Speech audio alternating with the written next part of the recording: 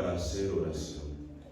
Mientras oraba, su rostro cambió de aspecto y sus vestiduras se hicieron blancas y relampagueantes.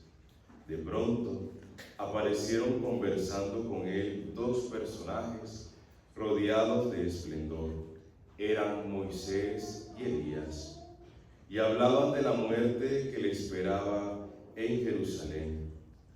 Pedro y sus compañeros estaban rendidos de sueños, pero despertándose, vieron la gloria de Jesús y de los que estaban con él. Cuando estos se retiraban, Pedro le dijo a Jesús: Maestro, sería bueno que nos quedáramos aquí y que hiciéramos 3 chozas, una para ti, una para Moisés y otra para Elías, sin saber lo que decía. No había terminado de hablar cuando se formó una nube que los cubrió, y ellos, al verse envueltos por la nube, se llenaron de miedo. De la nube salió una voz que decía: Este es mi Hijo, mi escogido, escúchenlo. Cuando cesó la voz, se quedó Jesús solo.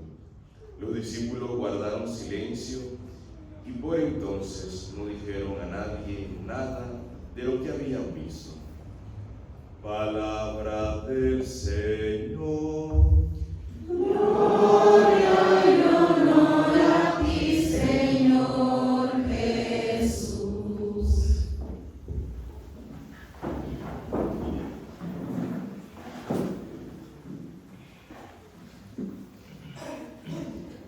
Queridos hermanos, escuchamos hoy en este segundo domingo de Cuaresma un evangelio que nos sorprende. Primero, para entender un poquito el contexto, el significado del evangelio de hoy, lo que acontece en ese monte Tabor, esa teofanía, esa manifestación del Padre con el Hijo, ese momento de cielo en la tierra, ese pedacito de miel dulce que saborean los apóstoles. Hay que retrotraerse unos versículos que hoy no hemos escuchado. Había que leer y ver el contexto de por qué Jesús va al monte Tabor. Y es que Jesús va a ir poco a poco preparando a sus discípulos para esa Semana Santa, para esa pasión, muerte y resurrección, para que no se lleven después un engaño. En definitiva, es también lo que estamos haciendo nosotros en este tiempo de Cuaresma, es entrar en el misterio de la cruz, entender el lenguaje, la forma de vivir de Jesús, de manifestarse a nosotros para redimirnos. Claro, los apóstoles decían: nos hemos hecho amigos de Jesús. Jesús, como si fuera un silogismo, Jesús es el jefe. Si nos hacemos amigos del jefe, nos va a ir la vida de cine, maravilloso. Nos podemos echar al sillón y a vivir de las rentas, que nos van a tocar un buen futuro, un buen pedazo del pastel. Vaya chollazo, vaya de verdad, qué privilegiados que somos. Claro, Jesús poco a poco les va desentrañando qué significa ser apóstol, qué significa ser discípulo suyo, cuál es la misión a la cual Él ha venido al mundo. Y les habla primeramente de que va a ser rechazado, de que lo van a injuriar, lo van a calumniar, lo van a rechazar, lo van a prender, lo van a hacer preso. Y finalmente va a terminar como un malhechor, como un bandido colgado en una cruz, asesinado. Claro, ese futuro brillante, ese futuro que se habían pensado los apóstoles, se les cae rápidamente de la cabeza. Y muchos de ellos, con temores, con miedos, llegan incluso a pensar: nos hemos equivocado.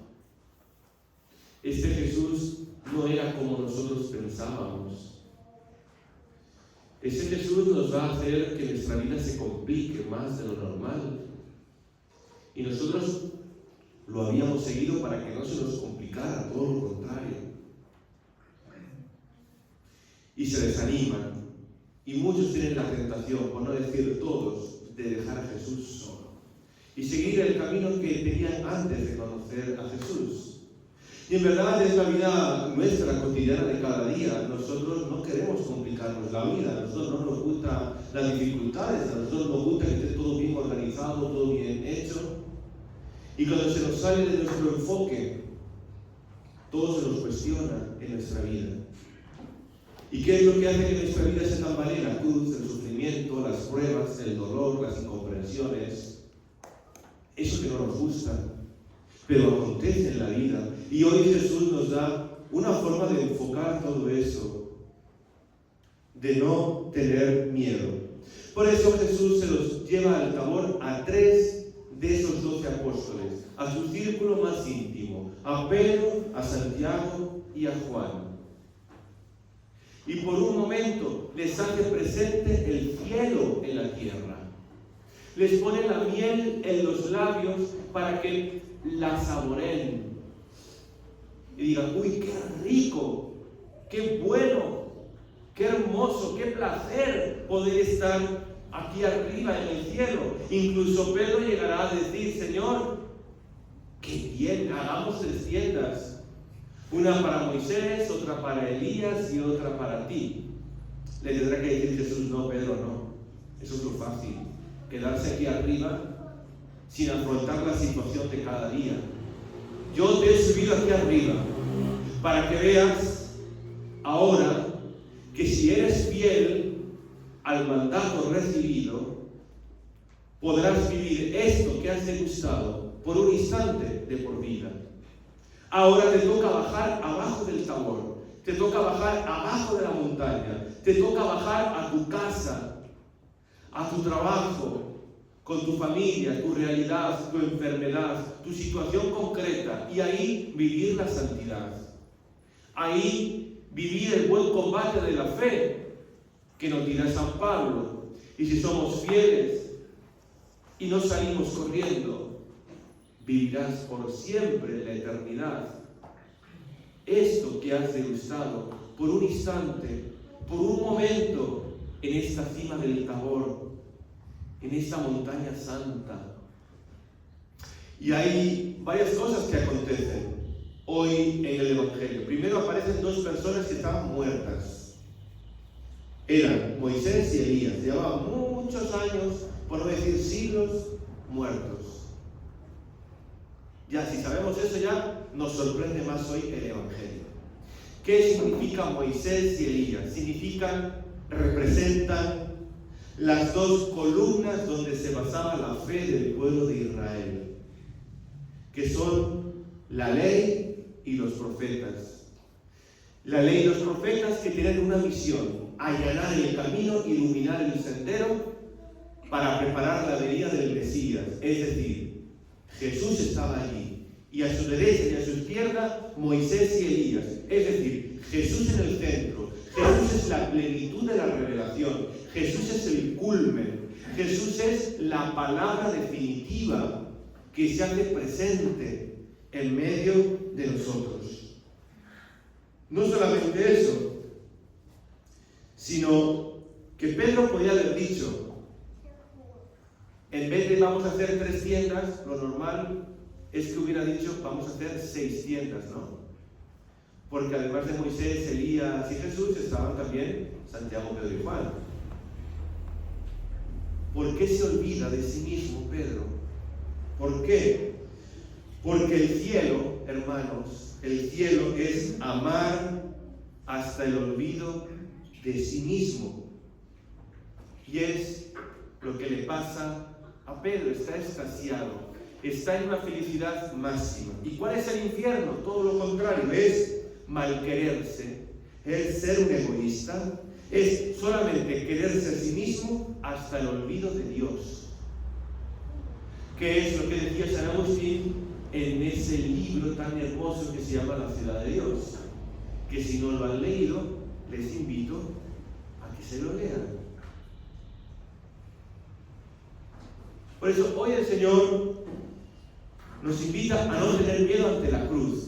La cruz es necesaria. Incluso dirá Jesús, Si no agarran su cruz y me siguen, no pueden ser discípulos míos. No se escandalicen de la cruz. Cada uno de ustedes tiene su propia Jerusalén personal. Y el Señor nos invita a cada uno de nosotros a dar muerte en nosotros al hombre viejo, para poder renacer a un ser nuevo, un ser transfigurado, un ser brillante. Por eso hoy el Señor nos da un consuelo en el Evangelio. En mitad de la prueba no estás solo. En mitad de la dificultad no andas ciego. Yo estoy contigo. Y yo te enseño que si eres fiel, te garantizo, te prometo que tu vida será dichosa. Vivirás eternamente conmigo. Fíjense que el dolor es muy importante en la vida del cristiano. Normalmente no nos gusta sufrir a nadie, ni a mí ni a nadie. Pero el dolor, muchas veces, hermanos, es el megáfono que Dios utiliza para despertar a un mundo de sordos. ¿Cuántas personas conocemos en el mundo que viven una vida alejada de Dios, atea, dando la espalda continuamente, porque la vida parece que les ha ido de cine, maravillosa, tienen plata, tienen todo lo que puede, entre comillas, envidiar una persona hoy día, pero enseguida les sobreviene un cáncer, una enfermedad, una complicación, una muerte de un hijo, lo que sea, y enseguida todo eso que tenían no le dan respuestas. Y en ese momento, aunque sea en ese momento, es cuando miran arriba y gritan: Señor, ¿por qué? Señor, ¿por qué? Por eso, el dolor es el megáfono que Dios utiliza para despertar a un mundo de sordos. Fíjense ahora el Papa Francisco, desde el dolor que está viviendo, desde el hospital. ¿Qué ejemplo nos está dando a los creyentes de no maldecir la vida? O yo les puedo contar la vida de mi abuelito, que ya falleció hace unos años. Yo pude ver en él una vida santa. La Iglesia no lo ha canonizado oficialmente, pero yo tengo la seguridad que mi abuelo es santo. Mi abuelo es santo, mi abuelo Juan. Él era ministro extraordinario de la comunión. Él era además sacristán de la parroquia de San Nicolás, en la ciudad de donde yo soy, en Murcia. Una persona entregada, catequista, muy bueno. Un día, justo dando la comunión, le dio un derrame cerebral. Se cayó, incluso con la patena, con las hostias que tenía en la mano, se cayó al suelo. Se quedó inconsciente. Lo llevaron al hospital y estuvo 14 años paralizado, casi el cuerpo entero. Solo podía mover una parte del lado izquierdo, solamente una parte. Había que hacérselo todo. Incluso yo, a mi abuelo, le tenía que dar de comer, porque él no podía comer. Le tenía que limpiar el trasero a mi abuelo. Yo le he limpiado el trasero a mi abuelo. Yo le tenía que poner una botellita para que orinase a mi abuelo, porque no podía hacerlo por sí mismo. Ustedes imagínense que es humillante, ¿no? Todo eso es humillante. Pues nunca vi quejarse a mi abuelo. Nunca vi quejarse. Todo orando, rezando, todos los días rezaba el rosario, todos los días. Si no podía ver la misa por la televisión, le llevaban la comunión a su casa.